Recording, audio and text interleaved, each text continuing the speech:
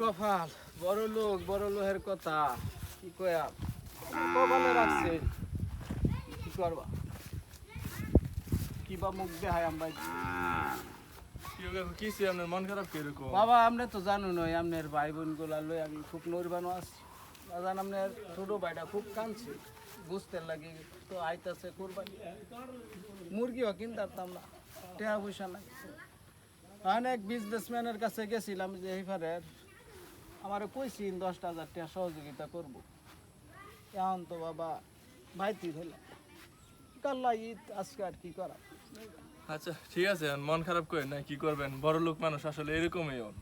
দেখবেন তাদের টাকায় বা বিভিন্ন জায়গায় দেখবেন টাকা নষ্ট করতে পারে তারা, কিন্তু গরিব বলে ফ্ল্যাট কিনছে আর বলে বাগান করছে তো করে দেখছেন তাদের ওই ফ্ল্যাট কেনার সময় কোটি কোটি টাকা লাগে, তারা কিনতে পারে, বাগান করতে পারে, অনেক টাকা নষ্ট করে, কিন্তু তারা করতে পারে, কিন্তু তারা গরিবদেরকে দিতে গেলেই তাদের কাছে টাকা নেই। আসলে আমাদের সমাজটা এরকম হয়েছে যে আমরা আশেপাশে যারা আছে, যারা একটু মধ্যবিত্ত টাইপের, তারা মাংস কিনতে পারে না, তারা খাইতে পারে না, এই যে কুরবানি তারা দিতে পারে না। এখন আপনারা যাদের সামর্থ্য আছে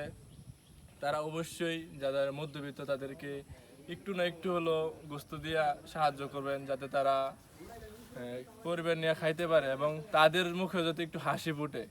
আপনারা তো আপনাদের ফ্যামিলি নিয়ে, আপনাদের টাকা পয়সা অনেক কিছু আছে, আপনারা খাইতে পারতেছেন,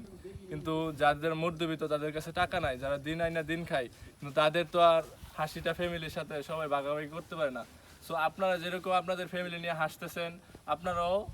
একটু একটু সাহায্যের হাতটা বাড়িয়ে দিলে তখন ওই মধ্যবিত্ত যারা আছে তারাও পরিবার নিয়ে শান্তিতে এবং খুশিতে ঈদ করতে পারবে এবং তাদের মনটাও অনেক ভালো থাকবে। সো আপনারা যে যতটুকু পারেন সাহায্য করেন, তো আপনি নিজেও খুশি থাকেন এবং তাদেরকেও খুশি করেন।